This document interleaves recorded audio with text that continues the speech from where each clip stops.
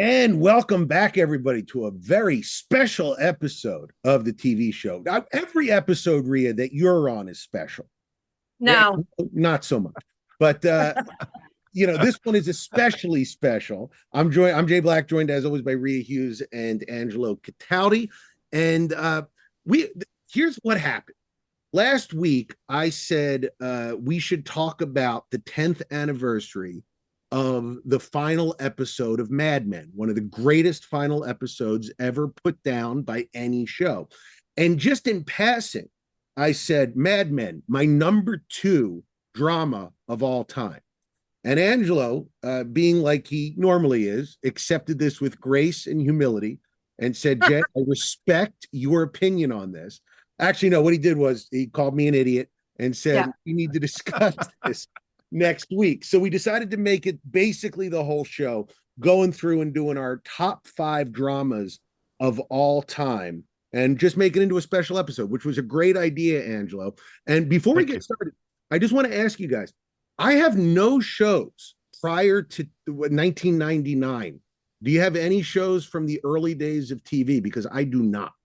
I don't think so. I don't think so. One, I'm not sure. I'm going to check when it came out. Yeah, the oldest one of mine is 26 years old, so and I'm sure it's the one that you guys all have as well. But yeah, it's I think that when we talk about the golden age of TV, we're talking about this century. And not to say that shows like St. Elsewhere or Hill Street Blues weren't great shows, but I think they set the template by which the other shows grew from. And that's just sort of my overall perspective on my list. But without further ado, let's do a round robin. Rhea Hughes, let's start with you. What is your number 5 show of all time? Wow, you guys are starting with me. This is interesting because I don't watch any of the same things that you guys do, and you know that. So going in, I think there's only going to be one show that is going to appear on all of our lists and on my list. My number 5 show is Entourage. Came out in 2004. And I think it was one of the early ones of the dramedy, where there was comedy and there was drama. I loved, and it's almost like Seinfeld, where Jerry Seinfeld was the weakest character. I think Vince was the weakest character. All the Johnny drama, all the other, it was just, I know it was a total bro show, which is unusual that I love it. Although I've worked around men, I have 6 brothers and all that. I loved it. I can watch it again. It's one of those shows where I can flip on. I didn't love the movie as much, which is weird. I liked it, didn't love it. But Entourage, if I'm going to go back for something that I can flip on and watch an episode and love, it's Entourage. Rhea, if I ever get super rich, I'm going to go in and make all the fake movies that were in Entourage. I'm going to make Smoke Jumpers. I'm going to make Hyde. I'm going to make Aquaman. Why not? All right, Angela, what is your... hold on. I want to react to this. It's on HBO Max, just to let everybody know. And let me just say, I was a fan of Entourage. I enjoyed the show immensely, but I cannot put it in my top 5 because the main character, as you said, the weakest character, Vince, was played poorly by an actor you have not heard from since, Adrian Grenier. Yeah. And no, you know what he was in, Ange? He's in a famous movie that everybody loves, The Devil Wears Prada. He's the boyfriend of Andy. Really? Yeah. I'm making a sequel. I'll be interested to see if he's in the sequel, Rhea. Yeah, I'm surprised he didn't ruin that the way he did Entourage. But anyway. He was weak. But there were other... You're right. It's a very good show. I cannot argue that point. My number 5... And let me understand, this may be the list everyone wants to refer to. I don't want to take more credit than everybody else. But I've actually, because I'm retired with nothing to do, I've actually, in the past 2 years, binged all these shows. I've rewatched them. And number 5 to me is the brilliantly written The West Wing. Aaron Sorkin is the showrunner and the writer. And they did so much the other way. First of all, I don't think before that you saw very much of these walk and talk scenes that are now everywhere. That started or really took root on The West Wing. Martin Sheen was phenomenal as the president. Allison Janney, she won every award as the press secretary. Rob Lowe, Bradley Whitford, Dulé Hill, the late John Spencer, John Spencer died before the final season, the seventh season, and they found a way to honor him and his character. It was so brilliantly done. Now, I will say this, the ending, not the best ending. And endings are very important to me. Jimmy Smits becomes the new president. But it's really cool now to watch it through the prism of current politics and how different politics is now than it was a generation ago when they made The West Wing. But it's number 5. It's a great show. Angelo, and I will tell you, I have an Alan Sorkin show on my list. It's not that one. Oh, what I think The West Wing did for younger people. And that's what I'm saying, younger people, because it made it really cool. There are, to me, the only thing that's close to following sports now is following politics. Yeah. Because it's very similar with it. And I think The West Wing had a lot to do with that. It's on Hulu, by the way, if you want to see it. It's on Hulu. Angela, I just rewatched an episode where they were worried about a misquote in a biography of the president, and they were all trying to scramble about this misquote. And was the poll actually taken? Was it not taken? We need to get behind this. We can't be seen lying. And I'm just watching it from the perspective of now going like, I don't think anybody would really care about a lie in a biography. Angela, that was my number 6. And I was back and forth between 5 and 6 on this. And I kind of cheated a little bit because in a real world, this would be my number 5, but I knew The West Wing would be on yours. So in the toss-up, I gave it to this show, which this is the one you're going to crucify me for, Mr. Robot, which was on USA. I loved this show. It was it's a cotton show. No, listen to me. Go back and rewatch it. You want to talk about watching sense of current politics? You're a stand-up comedian. This is one of your best jokes. Mr. Robot beat The West Wing? It did only in the tiebreaker because I knew you'd have West Wing. But if I put this to our audience, the Mr. Robot of the great shows of the middle part of this last decade, it is the most forgotten about. But I don't think it deserves to be. Was that? I barely got through the first episode. It's awful. It is not awful. It is a great show. It's filled with twists, humor, great acting. It introduced really to Rami Malek, award-winning, Oscar-winning actor Rami Malek. It's a show that dealt with a lot of the anxiety of the first Trump administration in a way that I think very few other shows did. Thought it was a fantastic watch. And I put it to our audience. I know I'm getting excruciated. Show, but I put it to the audience. I thought it was a great show. Jay, you had the right word. It was excruciating. Disagree. I love science fiction, Rhea. I love that show. I know. All right. What do you got for us on number 4, Rhea? Oh, wait. Okay, so number 4. Hold on. I forgot to say, you could see Mr. Robot. It's free on Tubi, ladies and gentlemen, along with I'll bet it's free. There's a reason it's free on Tubi. They got to pay you to watch it. Oh, no. Great show. Great show. So my number 4, you knew that I had to include a British show on this. I just had to. And it's The Crown, which is on Netflix. For me, now, I didn't like it when it got closer to Princess Diana and Prince Charles. He'll never be King Charles, he's Prince, because I lived through that, as a young person. But the first 3 seasons, when you see Queen Elizabeth, and they had 3 different women play her. Claire Foy, who played the young Queen Elizabeth, brilliant, absolutely brilliant. But to learn about what she went through is, I think she became queen when she was 25. The first 3 seasons of The Crown are brilliant. I absolutely recommend it to anybody. You can binge it now on Netflix. It's phenomenal. Sounds good. Excellent. I enjoyed that show very much as well, Rhea. I thought that was, it's not my kind of show, but it was done very well. And it's one of those few shows that I can watch with my wife and enjoy. It's no Mr. Robot, but it's good. Mr. Robot, I stand by it. In fact, I would go so far as to say it should be Dr. Robot. Sure, we can finish this podcast, Jay. All right, my number 4, I went all the way back to my youth in the 60s, right? Whoa. Just the greatest show, The Fugitive. Yeah. Oh.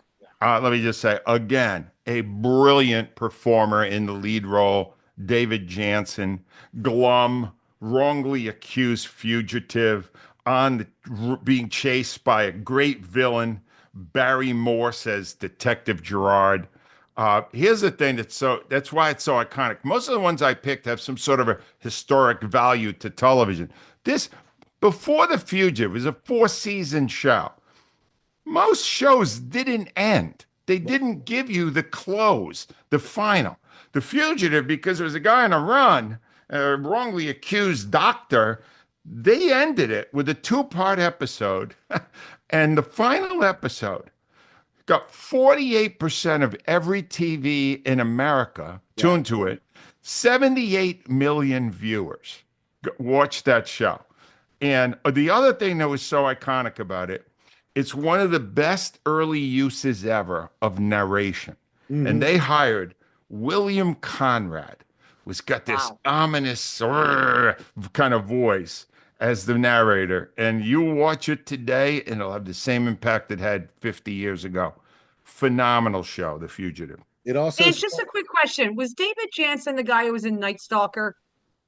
Yeah, I believe so. He did Harry O. He did a bunch of, but this was his role. You know, he was I'm just born saying, for Night this. Stalker was a huge favorite of mine when I was a kid. Yeah. Me and my brother watched it. And I think I'll look it up. Look it I'll up. look it Pluto. You could see The Fugitive on Pluto TV. And I would also say it spawned probably the best movie made from a TV show. With it's The Fugitive. Tommy. Oh, yeah, it was. You're right. Harrison Love Ford. that movie.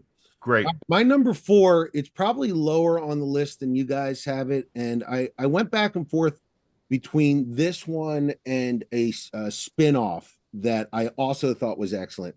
But when I'm picking these, it's the ones not that I think are the highest quality, but the highest quality to me. And this is a show that you can see on Netflix right now. It's called Breaking Bad with Bryan Cranston. You want to talk about nailing the ending? They put this, I would say, Angelo, a lot of these shows have great endings. This might be the greatest ending of a show that painted itself into corners often and just tried to figure a way out of it.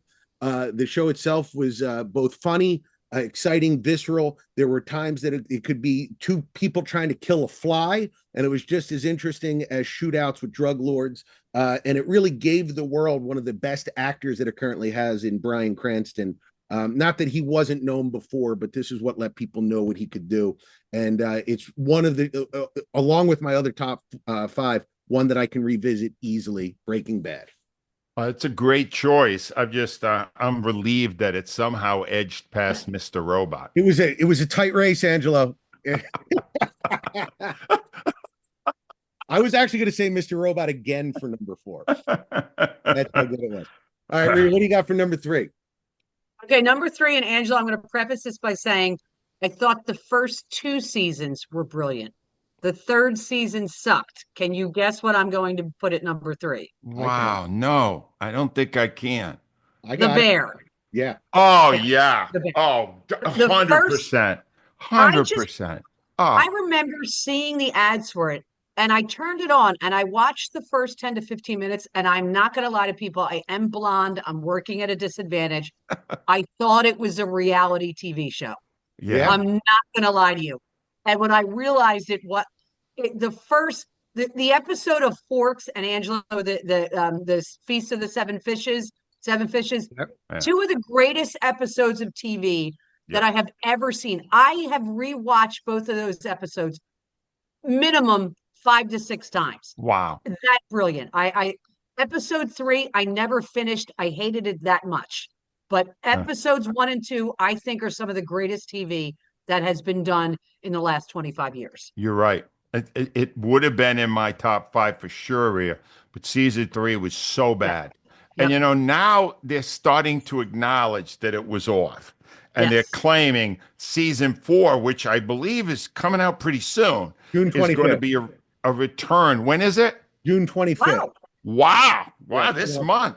Let me just say, they're saying it's a return to form. And I really hope so, because it's a great, great show, and it's great. But when it's bad, it's awful. Yeah. And it's on Hulu. It's on Hulu.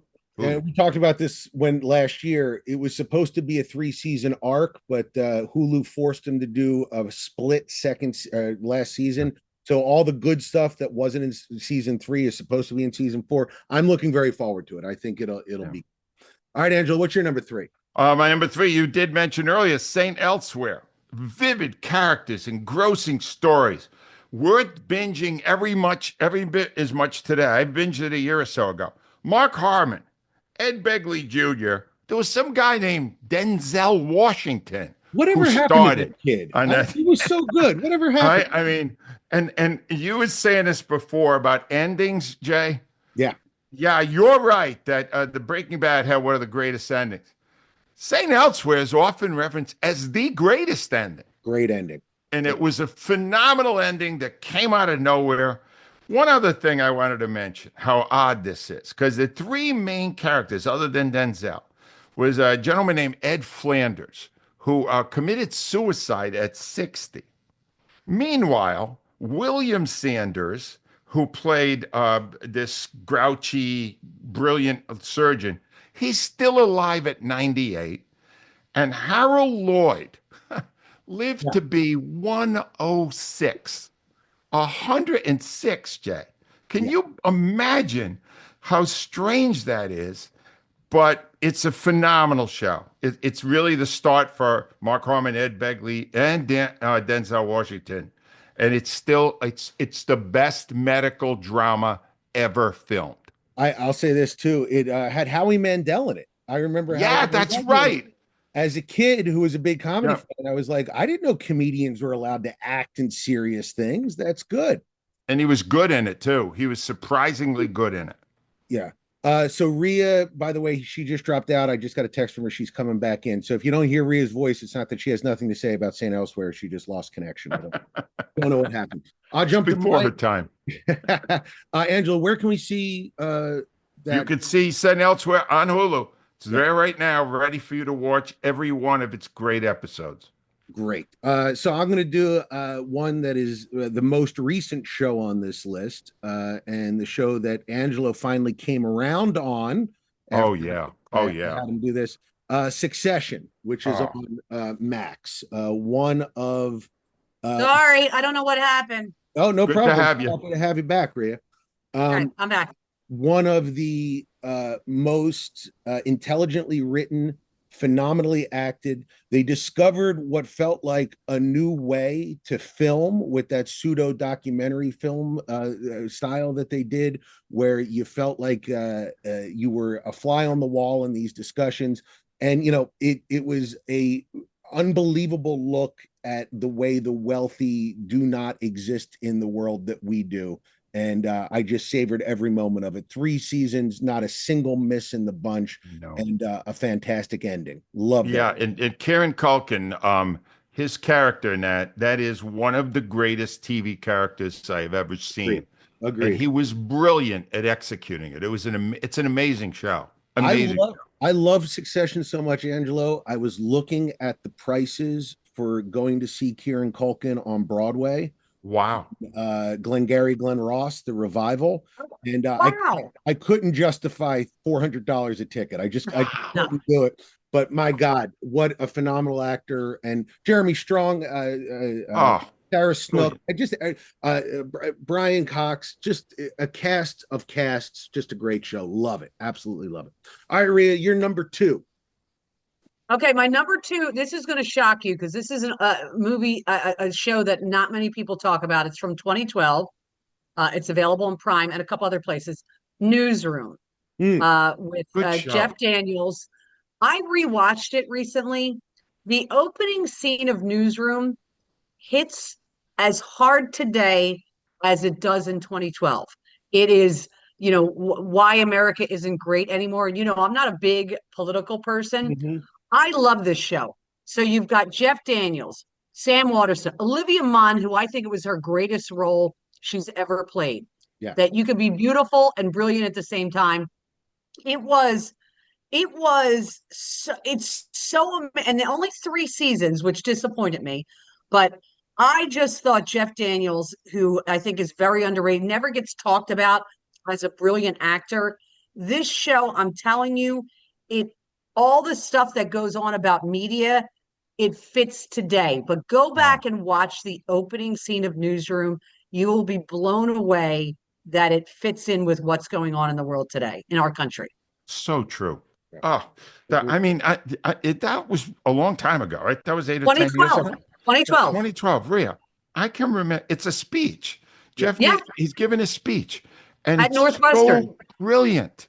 It is so, and it's classic. It's timeless. You Yep. will hear it today and think they wrote it yesterday.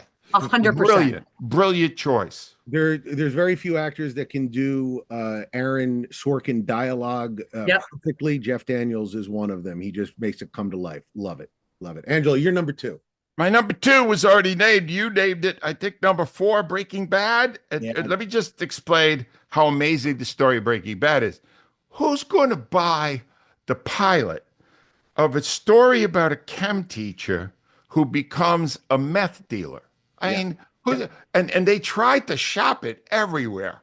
And the only people that took it was AMC because they didn't have any original programming. And they thought, it's got some good people attached to it. Vince Gilligan, the showrunner, he had done some good stuff. Let's go with it. And they took a shot with it. And it's one of the greatest shows ever made. Bryan Cranston, Aaron Paul. You want a tandem of great actors and great characters that you couldn't beat that. Great twists and to me, this was the villain, his brother-in-law, played by Dean Norris, right? Mm-hmm. This is a villain, not a vicious villain, No. just a tenacious FBI guy who's going to catch this guy who's dealing all these drugs, and it's his own brother-in-law. It's great. And as you said before, Jay, it's important to end it right, and they ended it right. I loved it. I could still see the last scene. It pans up, and Walter, I don't want to give it away. But anyway, it's great. If you haven't watched, if you're listening to this show and you haven't watched it, stop listening to this show. It's on Netflix, by the way. Hold on. That would be me. Rhea, I've I know the premise is why you didn't watch it. It's great. Yeah, I know, like, and I've seen clips, like, and I know I love Bryan Cranston. Again, Angelo, what you just said, the premise of a chem teacher becoming a meth dealer is not in my wheelhouse, but everybody keeps telling me I got to watch it. That Peter Siskin book, Pandora's Box, has a great story about them like trying to get this past the Dum Dum Dolans who owned AMC, who owned the Knicks, and like how their executives sort of had to do an end around to get it on the air. So great show. All right, my number 2, aforementioned Mad Men, created by Matthew Weiner, who worked on The Sopranos. He was a mentee of David Chase, and you can see that DNA in the show. I happen to think that the ending is fantastic. Again, spoiler alert, it ends with a very iconic commercial that we're presumed done by Don Draper. If you notice, all of my shows, and I think a lot of the shows that we've been talking about, are sort of critiques and looks at what it means to make it in America. Breaking Bad is, a story about a guy who needs money. How do you make money in America? Succession is a story about money. Mad Men is a story about advertising, which is another story about money. And I think that the show balances the line between drama and comedy just about as well as any other show, except for my number 1 on the list. It could be as funny as a comedy and as powerful as any drama. Mad Men is a fantastic show, and I keep going back to it. I can't get away from it. I just love that show. So that made me think of a topic we could tackle some week, Jay. John Hamm, right? Yeah. John Hamm was so great in that show. And then he went on to do a ton of other great things. He's in Your Friends and Neighbors right now, and he is a brilliant, incredibly versatile actor. Yeah. Great looking, who can do comedy. He's a remarkable, remarkable performer, not given the credit that I think he deserves. I think he's one of the greats. I think just like a lot of women, if you're too beautiful, people don't give you credit. Yeah. I think John Hamm, he's so attractive. I think they just go, well, anybody could be Don Draper if you're hot. Tell me about it. I've had to deal with it my whole life. You can see Mad Men on AMC Plus, which I worth subscribing to just to see Mad Men. All right. We this is the moment everybody's been waiting for. I feel like we all same number one. So Rhea, what's your number one? I'm pretty sure it's all of our number ones, and my number one is Sopranos. Yep. And what I remember most about it, because I think, Jay, what did you say? It's 26 years ago, 26, 1990, January of 99 it premiered. 99. So I was only on the morning show, I think, Angelo, about 2 years at that point. And this August it'll be 28. I started when I was 10. But what I remember is, Jay, was it on like every Sunday night at 10 o'clock? Every Sunday night at 10 o'clock on HBO. Yeah. And so, we wake up at an ungodly hour to do the morning show. And what I would never tell Angelo is the reason I would be sometimes tired, like on Monday mornings, I couldn't wait till the next day. Yeah. I like literally sacrificed sleep because I didn't want to get up the next day and have anybody say anything to me. Yeah. Because at that time, you were getting it once. That's how great of a show it was. I sacrificed going, all right, I'm done at 11. I got to get up at 2:30, 3 o'clock. But my one of my favorite scenes, and I'm dealing with it now because I'm doing a college visit. Temple, of course, that's going to be our first one. The college visit he does with Madam is one of the most insane, like how they wrote that scene. Like, just go back and watch. You're taking your kid on a college visit. And oh, by the way, you're going to have to take care of some people who are not doing the right. I mean, it's nuts. That to me, the fact that I like sacrificed sleep because it was that phenomenal of a show. The Sopranos is clearly number one. Wow. Angelo, you agree? Is that your number one? Totally my number one. And I want to keep going with what Rhea was just talking about, because that episode is one of the greatest episodes of television history. And I just finished the book. It's a biography of Jim Gandolfini, and it's called Jim, Tony, and the Life of a Legend. Author is Jason Bailey. Rhea, that was episode 5 of season 1. Yep. And they were trying to deal with, HBO was trying to deal with the fact that the protagonist was a killer. Yeah. But he had never killed anyone until episode 5. Yep. And he got that wire and he wrapped it around the guy's throat, and it was really vivid. And HBO did everything they could to get David Chase to take some of that away, or preferably not even kill the guy. And David Chase said, "Hey, sue me, fire me, we're doing it." And one other thing I learned in this thing, because I know, Jay, if you're going to talk about Sopranos also, the ending. Yeah. Here's what I learned in that book. The ending of The Sopranos was decided before David Chase wrote the first episode. Really? No way. He said, when it ends, it will end fade to black. He already knew that. Yeah. Wow. And he never, although there could have been a million changes along the way. And Jay, I know it's my number one too. I have come to terms with the ending fully now. And I'm okay with it. I am so happy to hear that. You know why? Because we're still talking about the greatest TV show ever made. Yeah. And one of the reasons is because of the way it ended. I still get chills when I think about the idea that if it is death, then this is the darkest, most twisted vision of hell you've ever seen. Yes. It's just silence and darkness. I don't want to say you kids today, but I'm just going to say, if you're a young Don't go you kids. They hate that. Yeah. If you're a young person listening to this, you have no idea the seismic shift that The Sopranos was in television. This 100%. There was nothing like it. You would know what was going to happen from week to week. You didn't know if somebody would disappear from the show and never be heard from again. Yep. You didn't know if a plot line would be dropped or picked up 3 years later. It's the closest thing television ever came to being a great novel. Yes. It's because it was a singular vision of this guy, David Chase, who had other writers and great actors, but he allowed his subconscious to sort of dictate where the show would go. And I don't know if that's ever been done since, or it's a singular piece of work. That's Yeah, the only negative, Jay, the only negative about this show came from Italians who felt that Al Morgani. Al Al Morgani. hated it. Yep. I know Sal Palantonio hated it because Yeah. they thought that it played off the mob mentality and it wasn't fair to Italians. I am the only Italian on this podcast.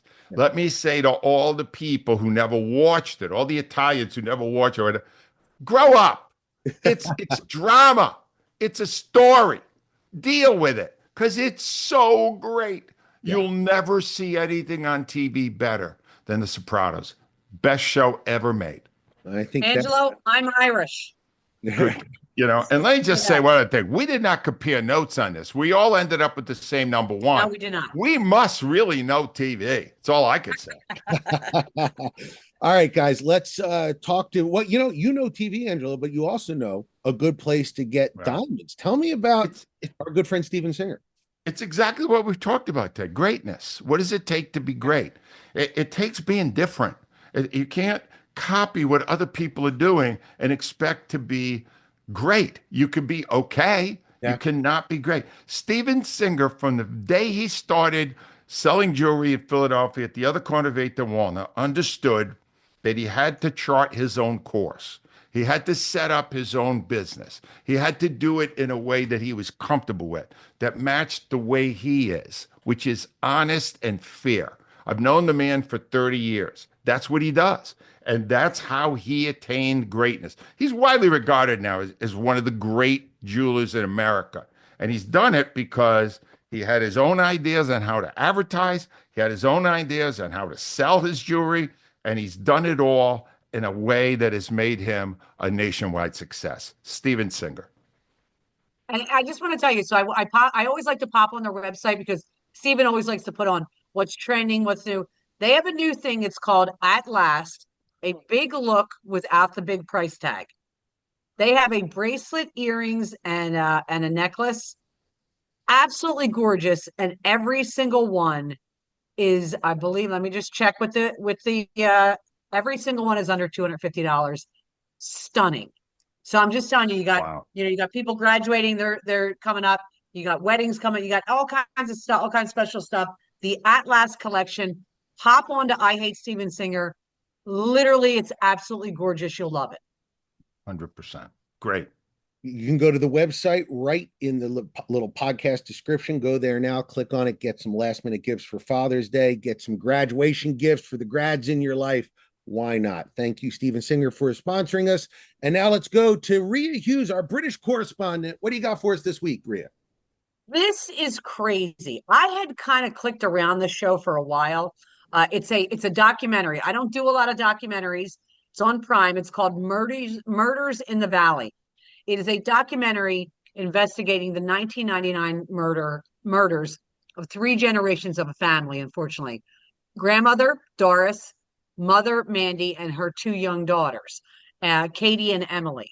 And it was in a very small Welsh village. So it's actually Wales, in South Wales, that had a very terrible record of police getting cases wrong, where they arrested people 5 years, 10 years later, they would get out of prison because it was wrong. So I'm watching it, and the case goes on for a year without them being able to arrest anybody. What happened was they were killed in their home, but the perpetrator set a fire to cover it. I just want to let all the, if we have any would-be criminals out there, when you set a fire, it does not hide the fact when someone's been murdered. There's our little clue for the day. But here's what's crazy about this. It's 4 episodes. I thought, okay, standard issue. They eventually find the person.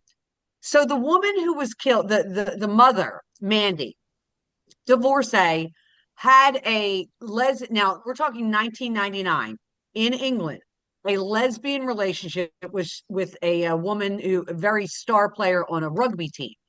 And her husband was a police officer. Okay. So you think, okay, they never investigated him, although a very reputable member of society in that South Wales community literally identified him. You know how that you do they call them identikits, e-kits in England. It's when you do a what's it called? When you get somebody and they say this is what they look like and they draw it. Oh, Um, the artist, yeah, the artist does it. They call them e-kits. She literally e-kitted the husband that he was walking by where the murder happened that night. So you think, okay, this is kind of crazy. So you've got a lesbian angle, okay, with these murders. You have the lesbian partner's husband works for the police department, was never investigated. The first officer on scene, I'm just going to set the first officer on scene shows up. They have no accounting for his hours before that. He is the identical brother of the husband ah, of the lesbian Wow. partner. Wow. I mean, I didn't want to kill but the fact that there's identical brothers and they were never it's the most insane murder investigation Wow. you will ever see. It's called Murders in the Valley. It's on Prime, and I'm just telling you, at the end of it, they'll tell you that they eventually arrested a guy, David Morris, construction worker who had worked in the house, who might have had a relationship. You end this, and you're like, what? How did they not investigate the identical brothers? It's it's Wow. insane. But I'm I telling you, love this. watch it. Sounds great. You'll Wow. be blown away. And it's only I'm on 4 it. episodes. It goes pretty fast. I'm on it. I'm and on it. On it. On it. not Wow. only does it sound great, I think you said lesbian so many times, Rhea, that the algorithm is going to push us to the top of the podcasting. People are going to be disappointed by what they get, but they'll be excited to try us out. All right, Angela, what do you got for us this week? Rhea, you had us at lesbian. I know. I I'm got working with 2 men. couple of quick yeses and a couple of quick nos. New show out, series on Apple, Stick, Gulf comedy starring Owen Wilson playing the only character Owen Wilson ever plays, which is a Wait, did you like goofball. it?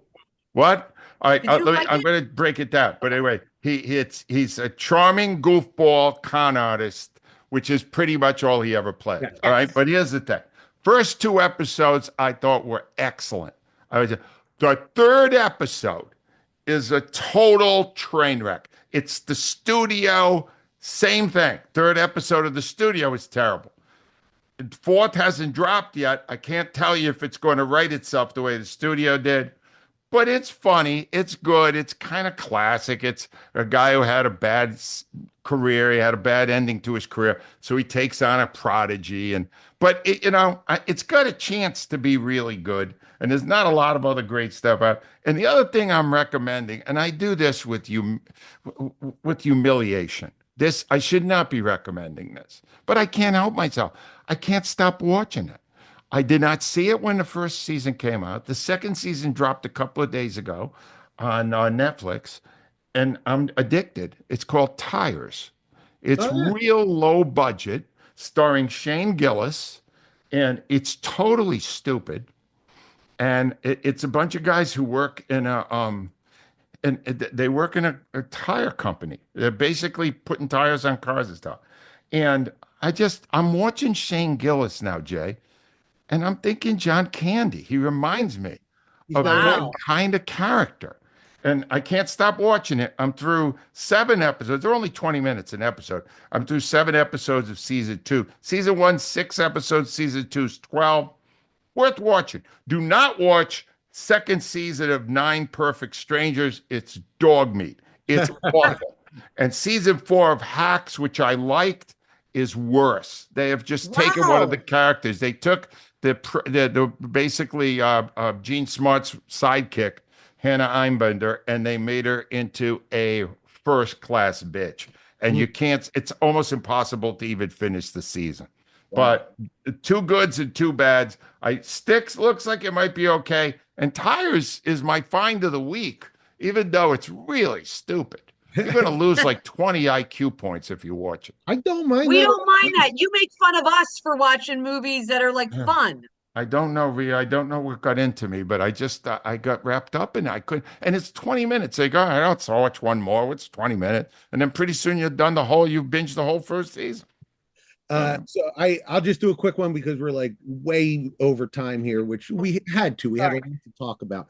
But the eighth season of Rick and Morty. If you're with me on Mr. Robot, which I know nobody else, but maybe 7 or 8 of you are, you're also going to be with me on Rick and Morty. I think this is the best season I've seen in the last few years. It's been fantastic from the first episode. We're 3 episodes in. It's every night, or excuse me, every Sunday on Adult Swim on the Cartoon Network, and then you can find it at the end of the year on Max. When the season's done, it'll be there, but you got to wait till the end of the year. It's been a great season so far, so check that out. Great sci-fi comedy. Enjoying Rick and Morty. Wow, hold on. You're saying that season 8 of Rick and Morty is better than the classic season 4? Season 3, yes, Angelo, yes.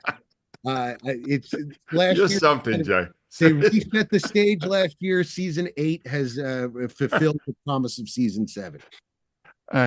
You understand, Jay, that the thing that depresses me the most is that your recommendations probably actually connect with our audience, a younger audience, more than mine, maybe even more than Rhea's. That people are saying, "Oh, Mr. Robot, yeah, I thought he was too low at number 5. Should have been 2 or 3." You know what I mean? Angela, I doubt it. I am a weirdo. I know I'm a weirdo, and I feel like that comes through. If you're agreeing with me on everything, you need to stop this podcast therapy immediately. Yes, I agree with that. All right, let me give you my list of where you can see your stuff. Hulu is where you can see The West Wing. Pluto TV is The Fugitive. St. Elsewhere is Hulu. Breaking Bad is Netflix. And Sopranos is HBO Max. Rhea?